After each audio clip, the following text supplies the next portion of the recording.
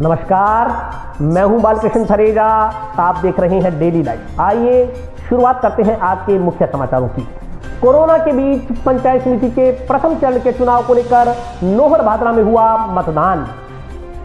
Junction के ward 51 में नगर परिषद ने हटाए अवैध कब्जे, लोगों ने किया नगर परिषद की कार्रवाई का विरोध। जिले में धारा 144 लगने के बावजूद भी लोग नहीं समझ रहे कोरोना की गंभीरता। जागरूक नागरिकों ने प्रशासन से नियमों की पालना सुनिश्चित करवाने की मांग।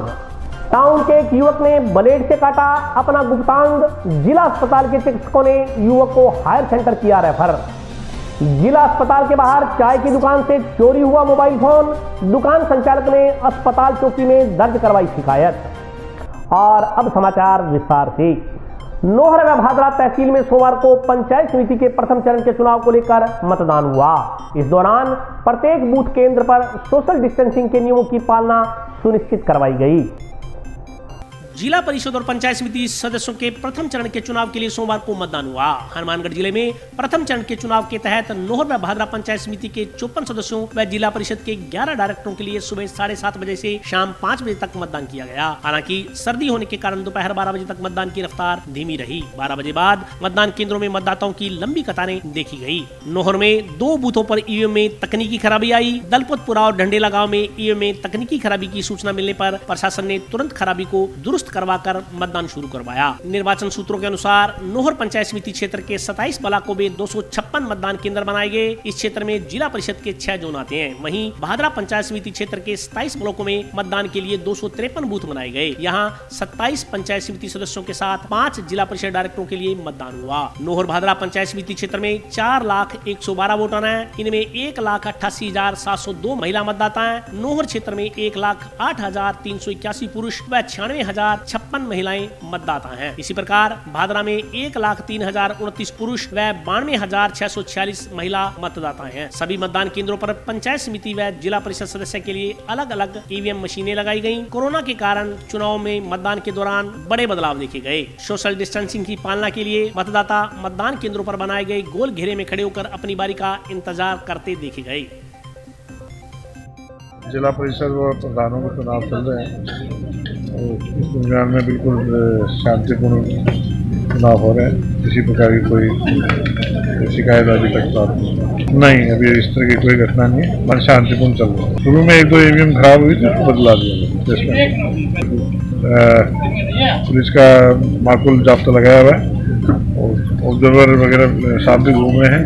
जोनल मजिस्ट्रेट और मोबाइल पार्टियां लगातार ग्राउंड पे हैं। किसी प्रकार की कोई शिकायत नहीं। जंक्शन स्थित वार्ड संख्या 51 में सोमवार को नगर परिषद ने अवैध कब्जे हटवाने की कार्रवाई की। इस दौरान मोहल्ले वासियों ने कब्जे हटाने की कार्रवाई का विरोध किया। जंक्शन के वार्ड नंबर 51 में 100 फुटी रोड पर सोमवार को नगर परिषद द्वारा मोहल्ले वासियों के विरोध के बीच अवैध अतिक्रमण को हटाया गया। अतिक्रमण तोड़ने का मोहल्ले वासियों ने जबरदस्त विरोध किया, लेकिन इसके बावजूद नगर परिषद अमले ने चिन्हित किए गए 5 कब्जों को हटा दिया। मिली जानकारी के अनुसार नगर परिषद का अमला सोमवार सुबह जंक्शन के वार्ड नंबर 51 सुरेशिया में 100 फुटी रोड पर चिन्हित 5 अतिक्रमण हटाने पहुंचा। 4 अतिक्रमण बिना किसी विरोध के हटा दिए गए, लेकिन जब नगर परिषद अमला टेम्पो चालक राजकुमार पुत्र लक्ष्मणदास की दीवार बनाकर किया गया कब्जा हटाने पहुंचा तो वहां काफी संख्या में वार्डवासी एकत्रित हो गए। वार्डवासियों ने कब्जा हटाने का विरोध किया तथा जेसीबी मशीन के आगे खड़े हो गए। मकान मालिक राजकुमार का कहना था कि उसने 1.25 लाख रुपए में जगह खरीदी थी। इसके बाद ब्याज पर रुपए लेकर इस मकान को तैयार करवाया। वे करीब 7 साल से यहाँ निवास कर रहे हैं। कुछ समय पहले मकान की छत गिर गई थी। अब वह किराए के मकान में परिवार सहित रह रहा है। परिवार की आर्थिक स्थिति इतनी मजबूत नहीं है कि वह दोबारा मकान बना सके। उसने रोते हुए नगर परिषद अधिकारियों के समक्ष अतिक्रमण नहीं तोड़ने की गुहार लगाई, लेकिन नगर परिषद अधिकारियों ने अवैध कब्जे को हटा दिया। इस पर लोगों ने आरोप लगाया कि नगर परिषद कब्जे हटाने के मसले पर भेदभाव बरत रही है। उन्होंने आरोप लगाया कि पहले तो नगर परिषद गरीबों को वहां बसाती है, उसके बाद कब्जे तोड़कर गरीबों को उजाड़ने का काम किया जा रहा है। हमारे 2004 से हम यहाँ से रह रहे हैं और हमारे को आज तक से कोई नोटिस नहीं दिया गया है, ना कोई हमारे को परमिशन दिया गया है। हमारे एकदम से आके हमारे ये तोड़ के चले गए। हम भट्टों पे काम करते हैं, मजदूरी करते हैं, मेहनत की करके एक ईंट जोड़ के हमने ये मकान बनाए हैं। हमारी आज आके अचानक से इसने ये बोल दिया ये खाली पड़ा है प्लाट, ये हमारे को ये कह रहा है बोली कर दिया है कि ये छोड़ो मकान। तो हम पट्टे पे गए हुए थे और पीछे से हमारे ये मकान तोड़ दिया। हमारे मांग ये करते हैं कि जो हमारी जगह है तो ये जो ये कीमत करते हैं उस सरकार की जो कीमत है वो हम भर देंगे। हमारे प्लाट हमारे को मिलना चाहिए।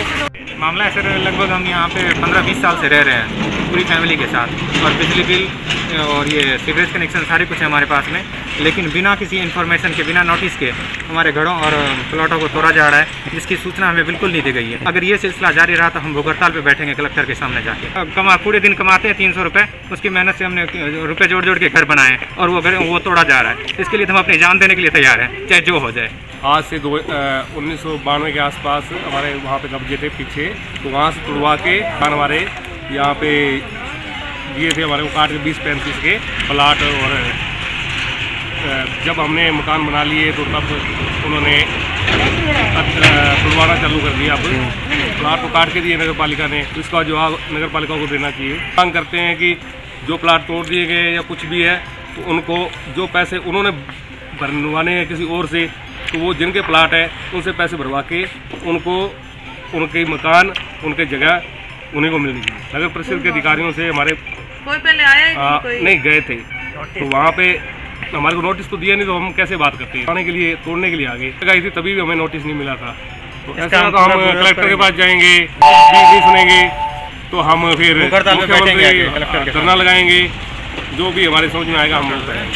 जिले में धारा 144 लगने के बावजूद भी लोग कोरोना संक्रमण की गंभीरता को हल्के में ले रहे हैं। शहर के जागरूक नागरिकों ने प्रशासन से नियमों की पालना सुनिश्चित करवाने की मांग की है। कोरोना संक्रमण के बढ़ते प्रभाव के बीच जिले में धारा 144 लागू कर दी गई है, लेकिन इसके बावजूद भी कई जगहों पर लोग संक्रमण की गंभीरता को बहुत हल्के में ले रहे हैं। सोशल डिस्टेंसिंग के नियमों की पालना सुनिश्चित करवाने के लिए जिला प्रशासन युद्ध स्तर पर आंदोलन चला रहा है, फिर भी बाजारों में लोग बिना मास्क घूमते देखे जा सकते हैं। शहर के जागरूक नागरिकों का कहना है कि कोरोना संक्रमण एक गंभीर महामारी है, पूरे विश्व में अभी तक इसकी वैक्सीन नहीं बन पाई है। ऐसे में संक्रमण से बचाव का एकमात्र विकल्प मास्क ही है। मास्क पहनकर ही हम खुद को और अपने परिवार को सुरक्षित रख सकते हैं। प्रत्येक व्यक्ति को एक जिम्मेदार नागरिक होने का दायित्व निभाते हुए कोरोना से बचाव के लिए जारी गाइडलाइंस का पालन करना चाहिए। कोरोना की बीमारी बढ़ रही है, अभी तक इसकी कोई वैक्सीन तो बनी नहीं है। सरकार ने भी अब इसका चालान 200 से 500 रुपये कर दिया है, फिर भी लोग समझ नहीं रहे हैं।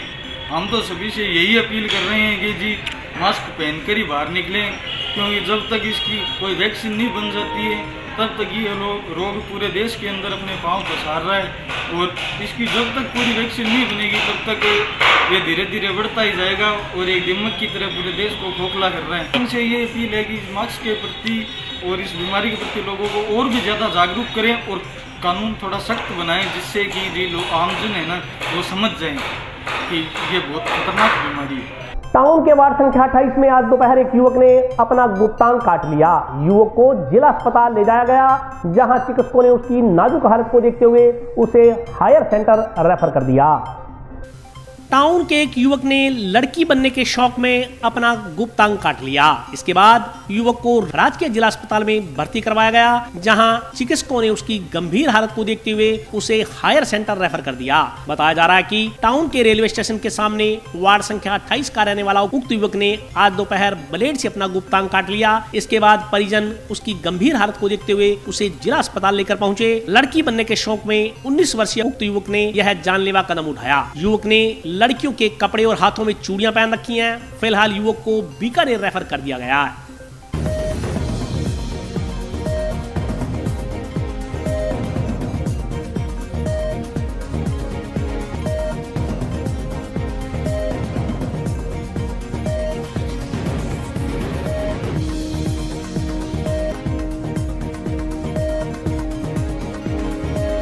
टाउन स्थित जिला अस्पताल के बाहर एक चाय की दुकान से कोई अज्ञात व्यक्ति मोबाइल फोन चुरा ले गया। इस संदर्भ में दुकान संचालक ने अस्पताल चौकी में शिकायत दर्ज करवाई है। टाउन में महात्मा गांधी स्मृति राज के जिला चिकित्सालय के बाहर स्थित चाय की दुकान से रविवार रात अज्ञात युवक मोबाइल फोन चोरी कर ले गया। चोरी की वारदात उस समय हुई जब दुकानदार ग्राहक बनकर आए उक्त युवक को चाय बनाकर दे रहा था। इस दौरान मोबाइल चोर युवक दुकानदार व वहां बैठे लोगों की नजरों से बचकर मोबाइल उठाकर फरार हो गया। चोरी की घटना सीसीटीवी कैमरे की फुटेज में कैद हो गई। जानकारी के अनुसार जिला चिकित्सालय के गेट के पास कॉर्नर पर गुरु कृपा टी स्टॉल एंड कॉफी नाम से चाय कॉफी की दुकान संचालित है। बीती रात करीब 8:30 बजे कंबल ओढ़े लगभग 25 वर्षीय युवक चाय की दुकान पर आया और दुकानदार अजीत पुत्र चंद्र यादव निवासी वार्ड नंबर 25 राधा स्वामी डेरे के पास टाउन को चाय बनाने के लिए कहा। उस समय दुकान में 2-3 अन्य ग्राहक भी चाय पी रहे थे। इसी दौरान उक्त अज्ञात युवक ने दुकानदार को बिस्कुट देने को कहा। बिस्कुट का पैकेट देने के बाद जब दुकानदार ने रुपए पकड़कर गले में रखे तो उसी समय स्टोव के पास रखा मोबाइल फोन उक्त युवक ने उठाकर अपने ओढ़े कंबल में छुपा लिया तथा वहां से फरार हो गया। पुलिस सीसीटीवी कैमरों की फुटेज से चोर को पकड़ने का प्रयास कर रही है। चिकित्सालय है हनुमानगढ़, यहाँ पर पिछले काफ़ी दिनों से कुछ चोरी वारदातें हो रही है। मोबाइल चोरी कर देते हैं, किसी का पर्स चुरा देते हैं और संदिग्ध व्यक्ति अस्पताल में घूमते रहते हैं। अभी हमारे हॉस्पिटल के बाहर कॉर्नर पे चाय की दुकान है, उनकी लाइव फुटेज भी पड़ी है चोर की मोबाइल उठाते हुए, सारा कुछ है। और इस एरिया में पुलिस की अपने गश्त ज़्यादा बढ़ाई जाए, निगरानी ज़्यादा की जाए। चोर चक्के जो बैठे होते हैं चाय की दुकानों पर उन पर ध्यान दिया जाए। हमारी पुलिस से यही मांग है। रात को हमारे यहाँ एम्बुलेंस स्टैंड के सामने लक्की टी स्टॉल है और उसका मोबाइल रखा हुआ था, चाय बना रहा था पास में ही और बिल्कुल पास से फोन उठा के ले गया और पेशेंट जो चोर था उसने फोन ऑर्डर की थी उठा के ले गया, पता ही चला। All India consumer welfare council के नव मनोनीत जिलाध्यक्ष का टाउन स्थित श्री राम मनोहर लोहिया स्कूल में माल्यार्पण कर अभिनंदन किया गया। All India consumer welfare council द्वारा अशोक सुथार को जिलाध्यक्ष नियुक्त किया गया है। इस अवसर पर नवनियुक्त जिलाध्यक्ष ने प्रदेश पदाधिकारियों का आभार व्यक्त करते हुए कहा कि कंज्यूमर वेलफेयर काउंसिल हनुमानगढ़ द्वारा ग्राहकों के कल्याण एवं उनके हितों की सदैव रक्षा की जाएगी। उन्होंने कहा कि ग्राहक कोई भी सामान खरीदते समय बिल अवश्य लेवे, उस बिल पर जीएसटी नंबर अंकित अवश्य होना चाहिए। थोड़े से लाभ के लिए उपभोक्ता बिल नहीं लेते, जिसका खामियाजा उन्हें बाद में बेकार सामान निकलने पर भुगतना पड़ता है। उन्होंने कहा कि शीघ्र ही जिला कार्यकारिणी एवं तहसील स्तर पर पदाधिकारियों की नियुक्ति कर ग्राहकों को अपनी शिकायतें दर्ज करवाने एवं उसका निवारण का उचित प्लेटफॉर्म उपलब्ध करवाया जाएगा। इस मौके पर श्री राम मनोहर लोहिया उच्च माध्यमिक विद्यालय के संचालक सुरेश चंद्र शर्मा, महेंद्र शर्मा, KR शर्मा, महावीर प्रसाद, अखिलेश छाबड़ा, कुंदन मिड्डा, विक्रम प्रधान सहित अन्य सदस्यों ने नवनियुक्त अध्यक्ष का माल्यार्पण कर स्वागत किया। All India consumer welfare council के द्वारा मुझे जिलाध्यक्ष हनुमानगढ़ का नियुक्त किया गया है, जिसके लिए मैं राष्ट्रीय अध्यक्ष अश्विनी मेढ़िया जी, राजस्थान अध्यक्ष श्री दीपेंद्र सिंह राजावत जी व प्रदेश उपाध्यक्ष श्री राजेश कुमार नेवर जी का बहुत बहुत धन्यवाद करता हूं। हनुमानगढ़ जिले के अंदर नितांत आवश्यकता थी, क्योंकि कंज्यूमर का ग्राहक का समय समय पर शोषण हो रहा था। मैं ग्राहकों से सभी से निवेदन करता हूं कि वो बिल अवश्य लें, क्योंकि अगर कोई भी सामान खराब होता है तो बिल के बिना कहीं भी कोई भी सुनवाई नहीं होगी और बिल के ऊपर जीएसटी नंबर होना आवश्यक है। ग्राहक थोड़े से लालच के लिए बिल नहीं लेता है, जिसके कारण उसका बहुत बड़ा नुकसान होता है। हम अभी अतिशीघ्र ही इसके लिए जिला कार्यकारिणी घोषणा करने जा रहे हैं। उसके साथ साथ तहसील स्तर पर भी कार्यकारिणी की घोषणा करेंगे, जिससे कि ग्राहकों को उचित प्लेटफॉर्म मिले और वो अपनी समस्याओं का त्वरित रूप से निराकरण कर सके। और अभी वक्त है ब्रेक का, हाजिर होता हूँ छोटे से ब्रेक के।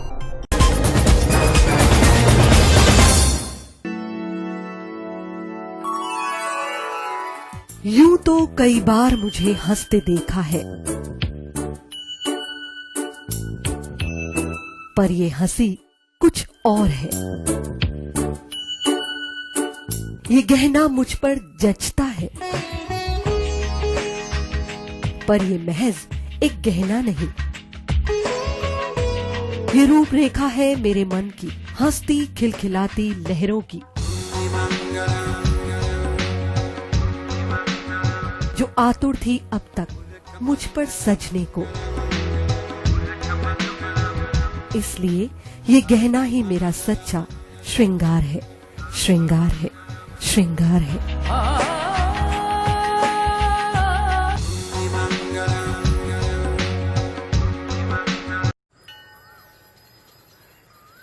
अरे बबलू, लॉकडाउन खुलते ही टहलने निकल पड़े। महामारी अभी फैली हुई है। सरपंच जी टहलने नहीं, कहाँ पे वापस जा रहे हैं? तुझे डर नहीं लगता वायरस पकड़ लेगा? पहले थोड़ा बहुत डर लगता था, फिर पता चला कि अगर मैंने पूरी सावधानी बरती तो ये बीमारी होने की संभावना कम है। सबसे महत्वपूर्ण है ये मास्क। काम पर मास्क हमेशा पहनूंगा, समय समय पर हाथ धोता रहूंगा और दूसरों से हर वक्त कम से कम 2 गज की दूरी बनाए रखूंगा। खुद को, दूसरों को और अपने परिवार वालों को भी सुरक्षित रखूंगा। अरे भाई, मेरी जिम्मेदारी बनती है तुझे चेतावनी देना, तो दे दिया। जब देश के मेडिकल और स्वच्छता कर्मचारी रोज कोरोना वायरस से लड़ने का काम कर रहे हैं तो हमारी भी तो जिम्मेदारी बनती है अपना काम करने की। बबलू, तुझे कुछ हो गया तो? हजारों लोग इस बीमारी को हराकर ठीक हो चुके हैं और अगर किसी कारण मुझे ये बीमारी हो भी जाए तो सरकार ने अस्पताल में हमारे इलाज के लिए पर्याप्त व्यवस्था कर रखी है। ये घबराने का वक्त नहीं, एक दूसरे का हौसला बढ़ाने का वक्त है। अरे ऐसे क्या देख रहा है? तू काम पे जाएगा, मैं नहीं जाऊंगा, नाक नहीं कट जाएगी मेरी। चलो। मास्क। हाँ, मास्क। अरे नाक तो ढक लो। हाँ। कोरोना वायरस से हमें लड़ाई जारी रखनी पड़ेगी और उससे डर कर नहीं, पूरी सावधानी के साथ डट कर चलिए। रुकी जिंदगी को आगे बढ़ाएं, देश को आत्मनिर्भर बनाएं। जय हिंद।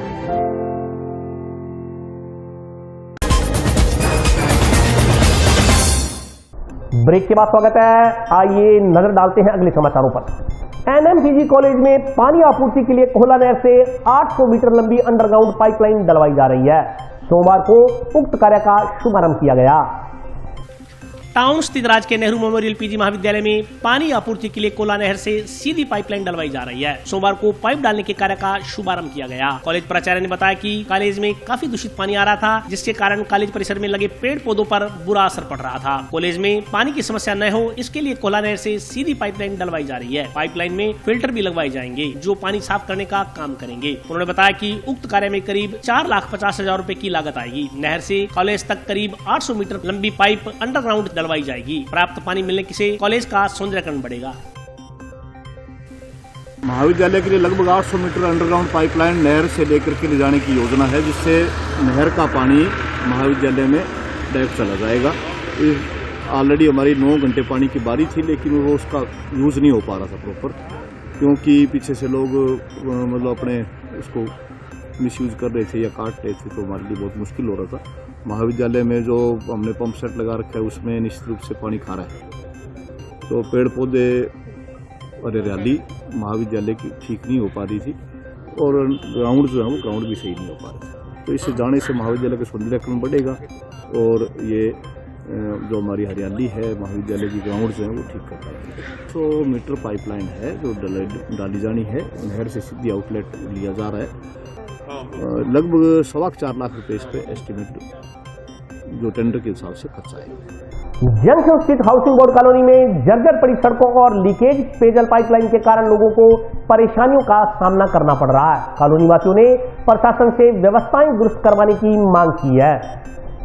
हाउसिंग बोर्ड कॉलोनी में जर्जर हाल में पड़ी सड़कें और पेयजल सप्लाई की लीकेज पाइपलाइन के कारण लोगों को खासी दिक्कतों का सामना करना पड़ रहा है। कॉलोनी वासियों का कहना है कि उक्त समस्याओं के बारे में कई बार प्रशासनिक अधिकारियों को अवगत करवाया जा चुका है। पिछले 5 साल से सड़कें नहीं बनाई जा रही। सड़कों की हालत दयनीय हो गई है। जगह जगह बने गड्ढों के कारण लोगों को आवाजाही में दिक्कतें पेश आ रही है। हाउसिंग बोर्ड कॉलोनी में श्रीगंगानगर हाईवे तक 4 से 5 पेयजल सप्लाई की पाइपलाइनें लीकेज हो चुकी है। इसके कारण लोगों को मजबूरन दूषित पानी पीना पड़ रहा है। कॉलोनी के बाशिंदों ने प्रशासन से जर्जर सड़कों की मरम्मत करवाने और पेयजल पाइपलाइन को दुरुस्त करवाने की मांग की है। वार्ड नंबर 6 के निवासी हैं हाउसिंग बोर्ड। यहाँ पर काफ़ी समय से सड़क वाली और पानी लीकेज की काफ़ी समस्या है। हमने प्रशासन को काफ़ी बार अवगत कराया गया, बट उनकी तरफ से कोई एक्शन नहीं लिया गया है। अब आप देख सकते हो कितने खड्डे और काफ़ी जर्जर काफ़ी दिक्कत वाली रोड है। यहाँ पर गाड़ियाँ चलती है तो गाड़ियाँ चलने में काफ़ी परेशान होती है, धूल वगैरह बहुत उड़ती हैं। अब बच्चे वगैरह भी सब खेलते हैं तो गाड़ियाँ भी यहाँ से तेज़ रफ्तार से निकलती हैं, तो अब गिरने गाड़ियों का एक्सीडेंट होने का भी काफ़ी डर रहता है। तो इस वजह से हम प्रशासन और नगर परिषद से गुहार लगाते हैं कि इस ओर भी ध्यान दिया जाए और इस पर जल्द से जल्द कोई कार्रवाई की जाए और हमारी ये जो समस्या है इनको सुधारा जाए। अब ये वार्ड नंबर हाउसिंग बोर्ड का 5 था पहले, अब नए 6 हो गए और इस ओर प्रशासन कोई ध्यान नहीं दे रहा है। जब से हमारे को ना करते कुछ 6-7 साल हो गए, अभी तक कोई सड़क नहीं बनी, ठीक है। और पानी की लीकेजें बहुत हैं इस गली में, नाना करते 4 लीकेज हैं। 4 लीकेजें उन्होंने एक लीकेज ठीक कर ली और बाकी 3 लीकेजें छोड़ दी। तो वही बात है ना, मिली वक्त है कोई ना कोई तो बहुत बार अवगत करवा दिया। हम विधायक जी के पास चले गए, हमारे ये जो चेयरमैन साहब उनके पास चले गए, वो कहते टेंडर लगेगा, पिछली बार टेंडर लगा वो कैंसिल हो गया, पता नहीं क्यों। हम तो ये मांग करते हैं सड़क बने और छोटे छोटे बच्चे हैं, गाड़ियाँ बहुत तेज रफ्तार से निकलती है, मिट्टी धूल रहता है, बहुत उठता है। कक्षा 5वीं और 8वीं बोर्ड का सिलेबस निर्धारित नहीं होने से बच्चों की शिक्षा पर बुरा असर पड़ रहा है। निजी शिक्षण संस्था संचालकों ने राज्य सरकार से बोर्ड की कक्षाओं का सिलेबस निर्धारित करवाने की मांग की है। राज्य सरकार के निर्देशानुसार किसी भी विद्यार्थी को बिना परीक्षा कर्मोन्नत नहीं किया जाएगा, लेकिन इन सब के बीच कक्षा 5वीं और 8वीं बोर्ड के आवेदन को लेकर स्पष्ट निर्देश नहीं मिलने के कारण निजी शिक्षण संस्था संचालक असमंजस की स्थिति में है। निजी शिक्षण संस्था संचालकों का कहना है कि कोरोना के चलते पहले ही विद्यार्थियों की शिक्षा बुरी तरह से प्रभावित हो रही है। ग्रामीण इलाकों में ऑनलाइन शिक्षा इतनी प्रभावी साबित नहीं हो पा रही। वहीं कक्षा 5वीं और 8वीं बोर्ड की परीक्षा में आवेदन हेतु किसी तरह के कोई स्पष्ट निर्देश अभी प्राप्त नहीं हुए हैं और न ही इन कक्षाओं का सिलेबस शिक्षा बोर्ड द्वारा निर्धारित किया गया है। ऐसे में बच्चों के अभिभावक बार बार निजी शिक्षण संस्था संचालकों से सवाल करते हैं, जिनका कोई स्पष्ट जवाब संस्था संचालकों के पास नहीं होता। निजी शिक्षण संस्था संचालकों ने राज्य सरकार से कक्षा 5 और 8 के विद्यार्थियों का सिलेबस निर्धारित करने व आवेदन को लेकर स्पष्ट निर्देश जारी करने की मांग की है। राज्य सरकार ने अभी माननीय शिक्षा मंत्री जी ने निर्देश दिए हैं और मुख्यमंत्री महोदय का भी बयान आया है कि बिना परीक्षा के कोई भी क्लास प्रमोट नहीं होगा। लेकिन बड़ी अजीब सी समस्या है कि अभी तक 8वीं और 5वीं जो बोर्ड परीक्षाएं हैं उनके आवेदन शुरू नहीं हुए हैं, उनके बारे में अभी कोई स्पष्ट नहीं हुआ, नहीं इनका अभी कोई सिलेबस निर्धारित किया गया। पेरेंट्स को भी समस्या है और स्कूल के सामने भी बहुत समस्या है। ऑनलाइन शिक्षा अपने आप में हमारे क्षेत्र में कामयाब नहीं है, क्योंकि जो काम करने वाले लोग हैं, किसान लोग हैं, मजदूर लोग हैं, उनके पास में ऐसी फ़ोन नहीं है, ऐसी सुविधाएं नहीं है जिससे ऑनलाइन शिक्षा प्राप्त कर सकें। अगर एक क्लास में 40 बच्चे हैं तो 10 बच्चे ही ऑनलाइन शिक्षा से जुड़ पाते हैं और जो बच्चों का जो भविष्य है वो अंधकार में हो गया है। इसलिए सरकार से बार बार ये मांग की गई है कि भाई आप सिलेबस निर्धारित करें और जल्दी से जल्दी इन क्लासों को जो बोर्ड क्लास है उनको खोलें, जिससे उनकी पढ़ाई सुचारू रूप से संचालित हो सके। तो हमारी सरकार से मांग है कि इसका सिलेबस निर्धारित करें, उसके बाद इनके निर्देश गाइडलाइन जारी करें कि इनकी परीक्षाएं कब होंगी और उसका बेस क्या होगा। जैसा कि राजस्थान के शिक्षा मंत्री श्री डोटासरा जी ने कहा कि कोई भी बच्चा है वो बिना परीक्षा दिए पास नहीं किया जाएगा, तो मैं डोटासरा जी से मैं मांग करता हूं कि निजी स्कूलों और सरकारी स्कूलों के दोनों को हित को ध्यान में रखते हुए जल्दी से जल्दी पहली से लेकर 9वीं कक्षा और 11वीं कक्षा का जो सिलेबस है वो निर्धारित और स्पष्ट तरीके से नीचे तक बताया जाए, ताकि हम लोग उस हिसाब से उन बच्चों की ऑनलाइन क्लास करवा सकें। अभी समस्या ये आ रही है कि प्रॉपर वे के अंदर बच्चों की ऑनलाइन कक्षा भी नहीं चल रही है, प्रॉपर वे के अंदर सिलेबस का भी निर्धारण नहीं हुआ, जबकि सरकार है वो अपनी इतने सिर्फ बयानों से ही करे जा रही है कि हमें परीक्षा लेनी है। किसी प्रकार की को गाइडलाइन परीक्षा को लेकर, एग्जाम फोरम को लेकर, बोर्ड रहेगा कि नहीं रहेगा, होम एग्जाम होंगे कि नहीं होंगे, बोर्ड के एग्जाम होंगे क्या, कोई प्रक्रिया किसी प्रकार का कोई निर्धारण नहीं किया गया है। इस प्रकार से लग रहा है कि जो वर्तमान सरकार है वो अभी अंधेरे में ही चल रही है। शिक्षा मंत्री जी हैं वो सिर्फ अंधेरे में ही तीर चला रहे हैं। मेरा विनम्र आग्रह है शिक्षा मंत्री जी से और हमारे जो शिक्षा के उच्च अधिकारी हैं उनसे कि कृपया इस प्रकार से निजी और सरकारी दोनों प्रकार के जो विद्यालय हैं उनके लिए पहली से 9वीं तक का जो सिलेबस है वो जल्दी से जल्दी निर्धारण करें और उनको उस सिलेबस को कितना % आएगा और उसके लिए परीक्षा के लिए क्या गाइडलाइन रहने वाली है और किस प्रकार से हम एग्जाम ले सकते हैं उसका जल्दी से जल्दी निर्धारण किया जाए। कोरोना से बचाव के लिए सोमवार को टाउन स्थित राजकीय उच्च माध्यमिक विद्यालय को नगर परिषद द्वारा सैनिटाइज करवाया गया। टाउन स्थित राजकीय उच्च माध्यमिक विद्यालय को सोमवार को सैनिटाइज किया गया। कोरोना के बढ़ते मामलों के बीच संक्रमण से बचाव के लिए हर विभाग सतर्क हो गया है। एक तरफ जहां केंद्र और राज्य सरकार नियमों की पालना सुनिश्चित करवाने में जुटे हैं, वहीं दूसरी तरफ सभी विभागों ने भी बचाव के लिए एहतियात बरतना शुरू कर दिया है। स्कूल प्राचार्य श्रीमती मंजू यादव ने बताया कि राज्य सरकार के निर्देशानुसार स्कूलों को 30 नवंबर तक के लिए बंद कर दिया गया। शिक्षा विभाग के स्माइल प्रोजेक्ट के जरिए बच्चों को ऑनलाइन शिक्षा प्रदान की जा रही है, लेकिन विद्यालय में शिक्षक अपना काम करने के लिए आ रहे हैं। इसके अलावा अलावा स्थानीय विद्यार्थी किसी भी काम के लिए विद्यालय में आ जा सकते हैं। कोरोना के बढ़ रहे मामले चिंता का विषय बने हुए हैं। ऐसे में स्कूल के विद्यार्थियों को लगातार संक्रमण से बचाव के लिए समझाइश की जा रही है। इसी क्रम में स्कूल परिसर को सैनिटाइज करवाया गया। पीरियड चल रहा है, कोरोना के केसेस भी जैसे राजस्थान में अपने बढ़ रहे हैं, हनुमानगढ़ में भी बहुत बढ़ रहे हैं, तो प्रशासन की तरफ से इसमें बहुत ज़्यादा सख्ताई भी बरती जा रही है। मास्क वगैरह लगाना ज़रूरी है, पेनल्टी भी बढ़ा दी है। तो वैसे हमारे पास बच्चे आ रहे हैं, जैसे स्कूल तो बंद कर दिए हैं राज्य सरकार ने, अभी तक 30 नवंबर तक के आदेश हैं कि 30 नवंबर तक विद्यालय बंद रहेंगे।